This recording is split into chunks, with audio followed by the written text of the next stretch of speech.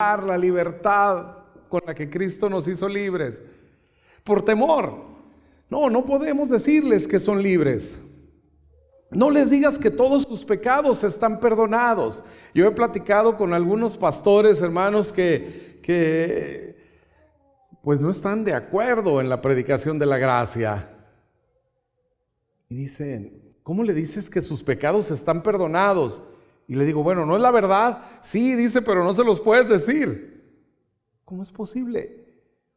Entonces no predico la verdad. Entonces no predicaría el evangelio si no te dijera, hermano amado, hoy que todos tus pecados pasados, presentes y futuros están perdonados. Pasados, presentes y futuros, ¿oíste bien? Al final de cuentas, cuando Cristo murió en la cruz, hermanos, todos nuestros pecados eran futuros, ¿no es así? Y todos estaban en Jesús.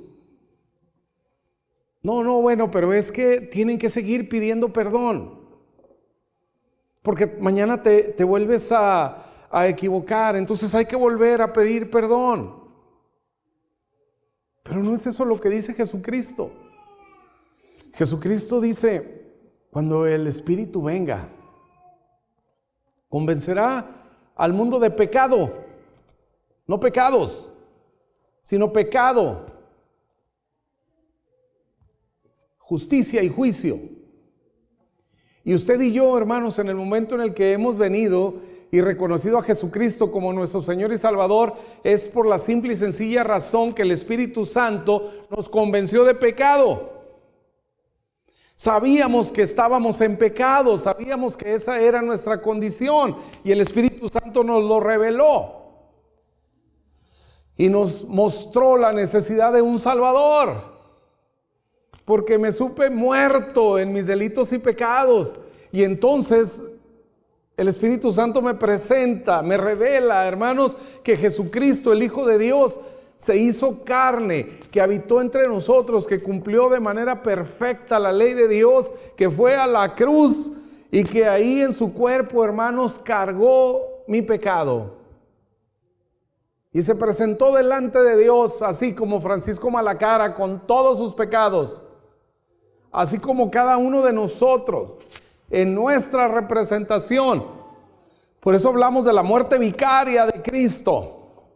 La muerte en sustitución. A nosotros nos tocaba la muerte. Cristo no pecó.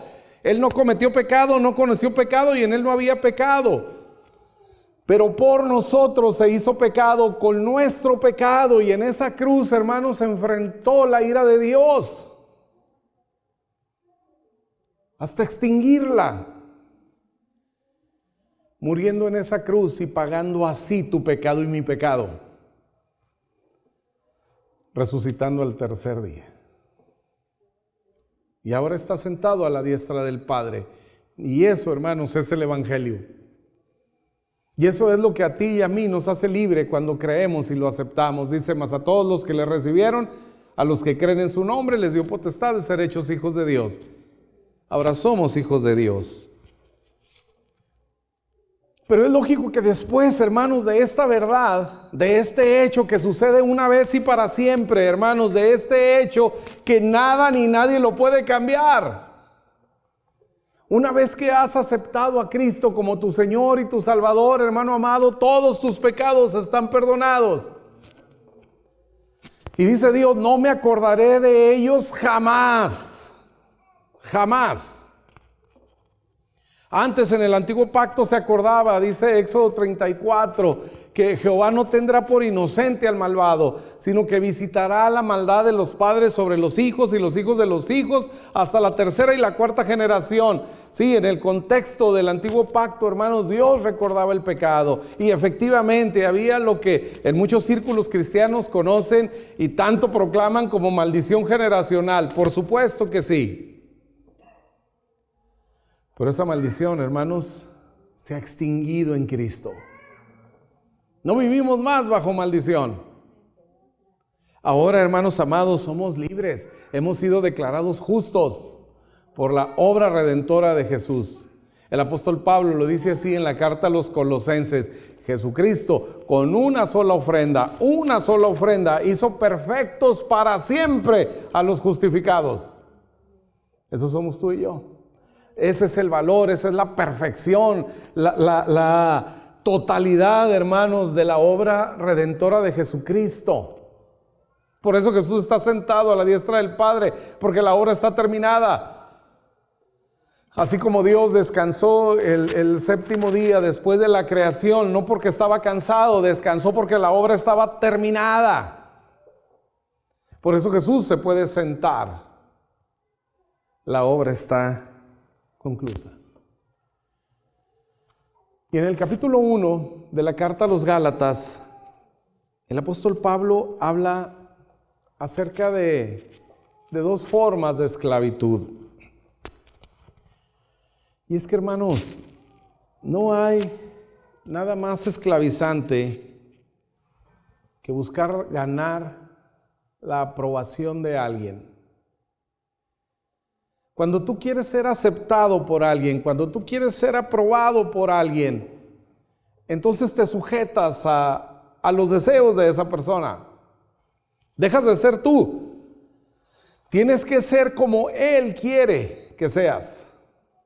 Si tú quieres pertenecer a un grupo, cualquiera que sea, hermanos, tienes que hacer lo que ellos hacen, y sucede en todos los estratos sociales. Así, un joven que desea ingresar a las filas de una pandilla tiene que hacer lo que esa pandilla hace. Una persona que quiere ser un empresario, bueno, tiene que hacer las cosas que los empresarios hacen, y tiene que vestirse como se viste un empresario, y tiene que manejar el coche que maneja un empresario, lo que sea, si quiere ser aceptado en ese determinado grupo. Y en la mayoría de los casos tenemos que dejar de ser nosotros mismos, porque quisiéramos pertenecer a ese grupo. Entonces tenemos que ganar el favor. Y para ganar el favor de ese grupo o de esa persona tengo que ser exactamente como Él quiere. Y eso, hermanos, es esclavizante. Eso es lo opuesto a la libertad. Te esclavizas. No te gusta comer eso, pero en este grupo, si quiero ser aceptado ahí, tengo que comer. ¿Verdad? Algunos de nosotros tal vez, la suegra, cuando andábamos en esos terrenos, nos invitó a comer algo que no nos gustaba, ¿verdad? Y le gustó, sí, claro. Delicioso. Buscando dónde esconderlo, ¿verdad? Qué rico cocina la señora, ¿no? Queremos ser parte. Queremos pertenecer. Y entonces, hermanos, hacemos todo lo que ahí se hace para poder ser aceptados. Y el apóstol Pablo dice en este verso 10, pues, ¿busco ahora el favor de los hombres o el de Dios? ¿O trato de agradar a los hombres? Pues si todavía agradara a los hombres, no sería siervo de Cristo. Ahora, el apóstol Pablo aquí, hermanos, habla de estos dos tipos de esclavitudes. La esclavitud de quedar bien con los hombres, pero habla, hermanos, también de una esclavitud más profunda. Porque quedar bien con los hombres, hermanos, es relativamente sencillo. Sí requiere de nosotros un esfuerzo, por supuesto que sí. Sí requiere de nosotros de hacer y no hacer cosas, de comportarnos no como soy, en realidad, sino como esas personas quieren que me comporte. Usted y yo, hermanos, tenemos un favor que nos dispensamos en las dos vías. Porque en realidad no nos conocemos como somos. En realidad, hermanos, conocemos a nuestros representantes, como les he dicho, ¿verdad? Representantes que cumplen bien su trabajo. Y eso nos permite tener un cierto favor entre nosotros, confianza, algunos tal vez hasta hacer negocios y cosas así. podemos ganar el favor de las personas, no de todas, pero podemos ganar el favor de ciertas personas. Es algo, hermanos, que tenemos acá como una necesidad. Sí, como pasa a veces en las iglesias, sobre todo, esto es muy común con los pastores, ¿no? Podemos tener el favor de la mayoría de la congregación, pero si por ahí nos enteramos que alguien está inconforme con nosotros, que alguien tiene algún sentimiento contra nosotros, hermanos, crean que eso queda en el corazón, en el pensamiento, porque no puedo aceptar que alguien no me acepte.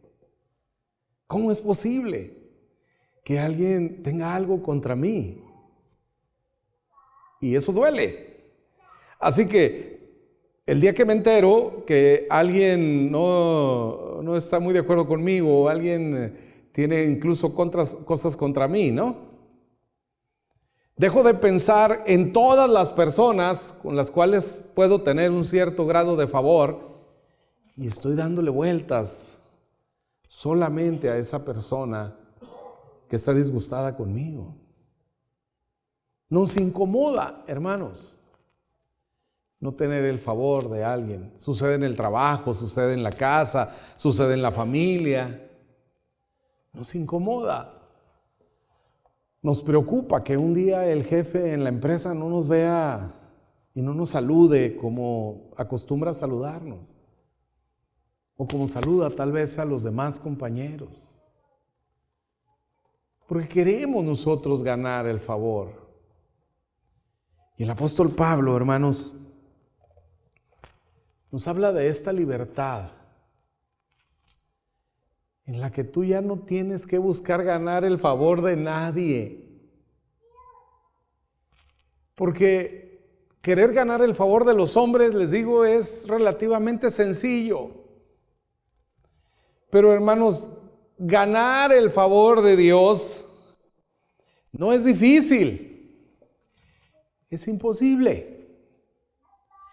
Es imposible para nosotros ganar el favor de Dios, porque si ante los hombres, hermanos, puedo tener un cierto grado de favor, es porque no me conocen.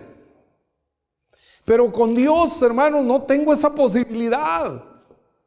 Dios me conoce tal cual soy. Dios sabe, hermanos, mis pensamientos. Dios sabe las intenciones de mi corazón. Dios sabe, hermanos, los deseos, todos mis anhelos. Dios conoce absolutamente todo de mí. Así que yo puedo venir delante de su presencia y decirle: Señor, yo te amo. Señor, yo te voy a servir. Señor, yo voy a hacer y dejo todo por ti. Y Dios sabe, ¿no? ¿Qué más? Así que, hermanos, no es difícil, es imposible. Cualquier cosa que usted y yo hagamos para ganar el favor de Dios será siempre insuficiente. Por eso aquel joven rico que mencionamos tanto en la historia de los evangelios, que viene con Jesús y le dice: Maestro bueno, ¿qué haré para ganar la vida eterna? ¿Qué haré, Señor, para ganarme tu favor? Bueno, los mandamientos sabes. Ve y haz esto y haz aquello. Y él dice: es que todo eso lo he hecho desde mi juventud. Lo he cumplido desde mi niñez. Y Jesús le dice: una cosa te falta. Así que siempre, hermanos, siempre estaremos lejos. Siempre estaremos faltos. Por eso en esta carta, hermanos, a los Gálatas, el apóstol Pablo va deconstruyendo la idea de que podemos ganar el favor de Dios. Esta idea religiosa, hermanos, de que podemos hacer algo para quedar bien con Dios, para que Dios nos ame más, para poder recibir más de su bendición.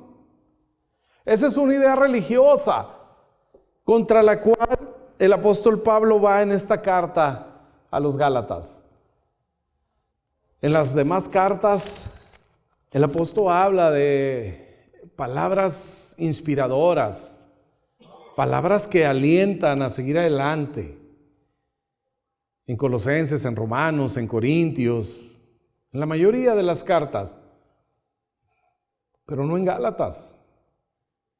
En la carta a los Gálatas, hermanos, todo es un regaño de parte del apóstol Pablo. Y en el verso 10 les dice, ¿verdaderamente creen que pueden ganar el favor de los hombres o el favor de Dios? ¿Ustedes piensan que pueden hacerlo?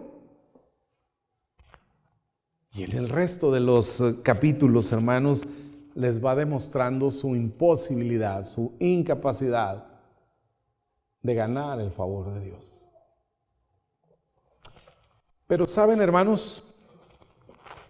¿Saben cuál es la razón por la cual no debemos pelear, ni luchar, ni esforzarnos por ganar el favor de Dios? ¿Saben cuál es? Porque ya lo tienes. No tienes que pelear por algo que te ha sido dado. No tienes que luchar, no tienes que esforzarte por ganar algo que ya tienes. De eso se trata, hermanos, la verdad liberadora del Evangelio. El favor de Dios es algo que ya está en ti. No tienes que hacer absolutamente nada, hermano, para ganarlo. Te ha sido dado como un don por la obra redentora de Jesucristo. Tienes que entender, hermanos, que hoy eres favorecido por Dios. Esa es la libertad con la que Cristo nos hizo libres. Ya no tenemos que luchar por ganar el favor de nadie, hermanos, porque si tenemos el favor de Dios, ¿qué importa el mundo? ¿Qué importa ganar o perder más adeptos? No deberíamos, hermanos, nosotros estar estresados por cuántos likes aparecen en nuestras publicaciones y demás, ni competir que si la iglesia aquella o si el pastor aquel o si el hermano o si el influencer y demás. ¿Saben que hay personas súper estresadas por eso?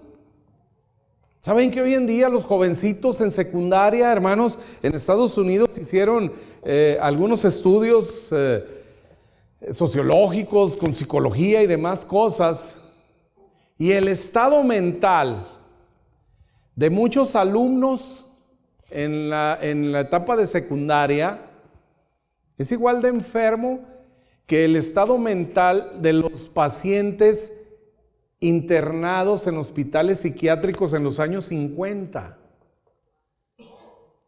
Significa que la gran mayoría de los estudiantes en Estados Unidos en secundaria en los 50 estarían en un manicomio. Por el nivel de estrés, por el nivel de ansiedad que tienen los muchachos de querer pertenecer. Toda esta influencia de las redes sociales, hermanos, que nos hace sentir menos si nuestra foto no tiene tantos likes, si no tengo tanta popularidad. Imagínense tratándose de Dios. Cuando lamentablemente desde muchos púlpitos, hermanos, se le sigue enseñando a la iglesia a ganar algo que ya tienen. La carta a los Hebreos en el capítulo 11, en el verso 6 dice, pero sin fe es imposible agradar a Dios. Sin fe es imposible agradar a Dios. Y esto pareciera pues que se trata de mí. Si yo quiero agradar a Dios, entonces necesito fe. Y como decía Isaac hace un momento en su testimonio, y tiene toda la razón, la fe, hermanos, a veces no ajusta en nosotros. Podemos ser los grandes predicadores, podemos ser los grandes ministros, podemos estar todos los domingos participando y en la semana y haber predicado a muchos y haber alcanzado a muchos para Cristo con la predicación del Evangelio y demás, y haber contagiado a muchos con la fe, pero el día que nos toca a nosotros, hermanos, el día que pasa algo en nosotros, cuando el status quo en nuestra vida se trastorna, hermanos, no sabemos de dónde agarrar fe. Así que, si el capítulo 11, verso 6 de Hebreos tiene que ver conmigo, hermanos, en realidad estoy perdido. Sería para mí verdaderamente imposible agradar a Dios porque mi fe es tan fluctuante. Mi fe tiene momentos de duda. Decía Juan Calvino así: no hay fe perfecta. La fe de todos los creyentes está siempre acompañada de un cierto grado de duda, mayor o menor medida en algunos y en otros. Pero nuestra fe siempre está acompañada de ciertos grados de duda. Por eso después, hermanos, de que durante todo el capítulo 11, el Señor nos empieza a hablar de testimonios de hombres y de su fe. Y dice: por la fe Sara, por la fe Abraham, por la fe Moisés, por la fe David. Y usted va y lee las historias. Sara, que Sara no fue la que se rió cuando escuchó al ángel de Jehová decirle a Abraham: el próximo año por este tiempo vas a tener un hijo. ¿No era Sara la que estaba detrás de las cortinas escuchando y se ríe burlonamente diciendo: ah, mira, no sabe que mi marido ya es un anciano y no hay manera? Pero Hebreos 11 dice que por la fe Sara, por la fe Abraham, dice que salió de su casa, dejó su familia y demás, sin saber a dónde ir. Pero ¿qué no fue ese mismo Abraham que cumplió a medias porque Dios le dijo: vete de tu tierra y de tu parentela? Y él dice: pero ¿cómo voy a dejar a mi papá? Me lo llevo mejor. Pero era la orden: vete de tu tierra y de tu parentela. No, me llevo a mi papá. Y luego ve a su sobrino Lot, que después le causa muchos problemas. Y dice: no, bueno, pues me lo llevo, de algo me va a servir, que me ayude a manejar o algo, ¿no? Y ahí va con su sobrino, obedeciendo a medias. Vete a Canaán, pero no, se queda a mitad de camino, se queda en una ciudad llamada Taré, que significa retraso. Pero Hebreos 11 dice que es un hombre de fe. De hecho, es reconocido como el padre de la fe. ¿No fue ese mismo hombre que mintió acerca de su esposa? Cuando llegó, 2 veces, cuando llegó a Egipto y cuando llegó con los filisteos también, y le dice a la esposa: oye, no digas que eres mi mujer porque me van a matar, porque eres una mujer hermosa y me van a matar para quedarse contigo, entonces mejor di que eres mi hermana. La misma influencia que hizo, que dejó después en su hijo Isaac, que también Isaac entre los filisteos les dice a su esposa: no digas que eres mi esposa, me van a matar. Mejor di que eres mi hermana. Hasta que el rey los encontró por ahí en una acción que no es correcta entre hermanos. Y el rey dice: oye, ¿cómo es que me dijiste que era tu hermana? Pero acá dice que son los hombres de la fe, los hombres y las mujeres de la fe. Y así viene capítulo 11, hermanos, nombre tras nombre, hasta hablar ya en grupos. ¿Y qué diremos de estos? ¿Y qué diremos del testimonio de aquellos? Y de aquellas mujeres que recibieron a sus muertos, es decir, que fueron resucitados. ¿Y qué decir de aquellos que dijeron: no, ¿sabes qué? Yo acá me quedo. Que ya no quisieron ser resucitados, dijeron: no, yo me gusta más la vida de este lado. Y allá se quedaron. Y todos esos testimonios maravillosos, hermanos, de capítulo 11. ¿Qué hacemos con todo eso? Cuando se nos ha predicado muchas veces que debemos de ser los Daniel, los David, los Moisés, las Saras. Muy sencillo. Capítulo 12. Por tanto, en el verso 1 dice: nosotros también, teniendo en derredor nuestro tan grande nube de testigos, refiriéndose a todos esos hombres y mujeres, esos son los testigos, dice, entre otros más. Teniendo en derredor nuestro tan grande número de testigos o nube de testigos, despojémonos de todo peso y del pecado que nos asedia y corramos con paciencia la carrera que tenemos por delante. ¿Y cómo es eso? ¿Y cómo puedo hacer eso? Ok, ¿cómo me despojo de todo peso? ¿Cómo me despojo del pecado? ¿Cómo puedo correr con paciencia la carrera? Verso 2. Puestos los ojos en Jesús, el autor y el consumador de la fe. La fe, hermanos, no nace en mí. El autor de la fe con la cual yo agrado al Señor, aquella que dice capítulo 11, verso 6, sin fe es imposible agradar a Dios. Señor, yo quiero esa fe. ¿Dónde está esa fe? En Jesús. Él es el autor y Él es el consumador de nuestra fe. Jesús, hermanos amados, cumplió por nosotros todas las condiciones que existen para una relación perfecta con Dios. Complacemos a Dios, hermanos, simple y sencillamente al estar en Jesús.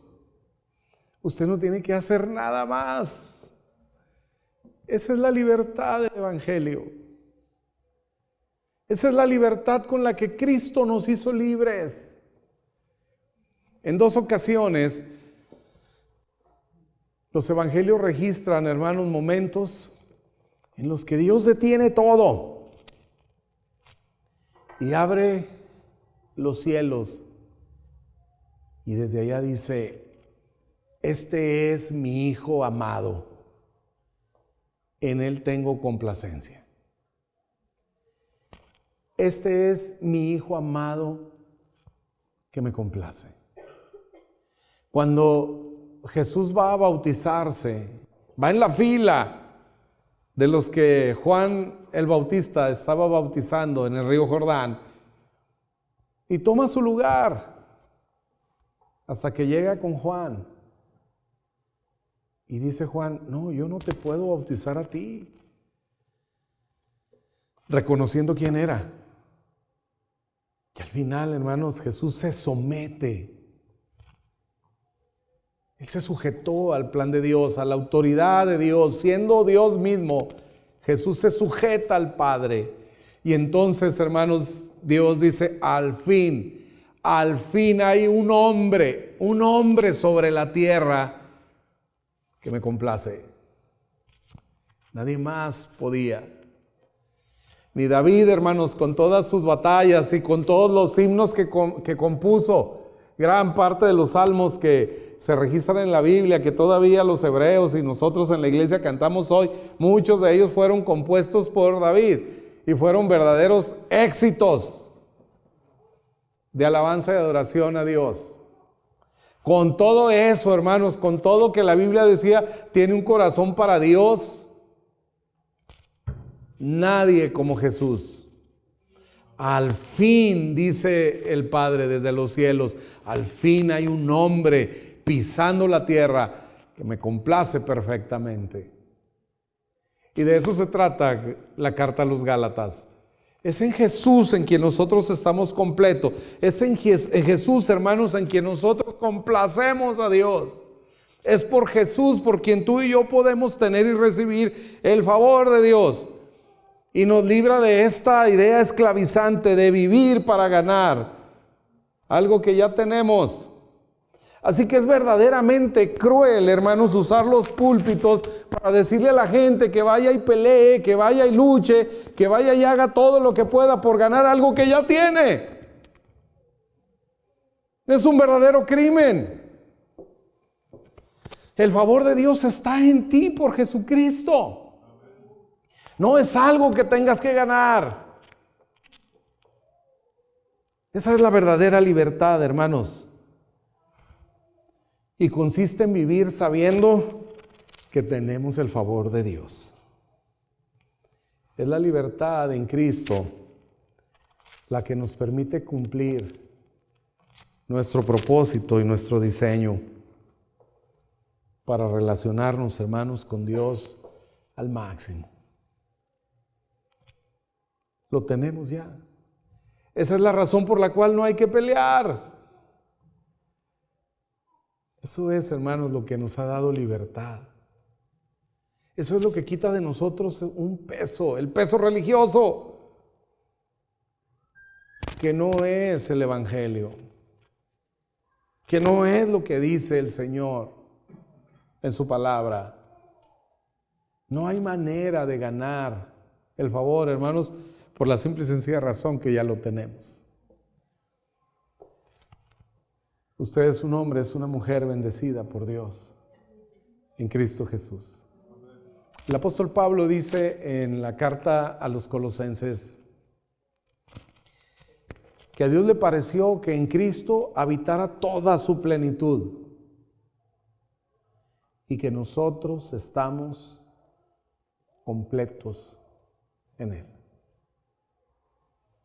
Vaya y viva, vaya y disfrute la libertad que tenemos en Cristo.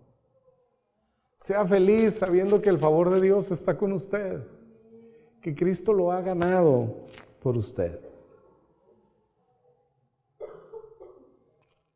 Dice, conoceréis la verdad, que es el Hijo, y la verdad los hará verdaderamente libres. Y esta es la verdad, hermanos. Lo que Cristo hizo por nosotros, lo que Cristo alcanzó para nosotros. Deja de luchar por lo que ya tienes y empieza a disfrutarlo. Y deja que en esa libertad Dios transforme tu vida. Este es el más grande temor, tal vez, de los religiosos. ¿Cómo los dejas ir así libres? Tal vez no vuelvan. No pasa nada. Es que no puedes decir eso. No pasa nada. Eres libre. Eres libre. Pero yo no quiero hacer nada con esta libertad. Nada que no sea, hermanos, seguir disfrutando de ella. Nada que no sea estar cerca de aquel que me la dio, de aquel que me hizo libre, donde sé que no puedo estar mejor. Tengo la libertad y puedo elegir, hermanos, ahora sí lo mejor. Y lo mejor es el camino de nuestro Dios. Y lo mejor es caminar con Dios. Y empezamos a disfrutar de todas estas bendiciones, de todos los beneficios, hermanos, de la gracia de Dios en nuestra vida. Incline su rostro, por favor, cierre sus ojos.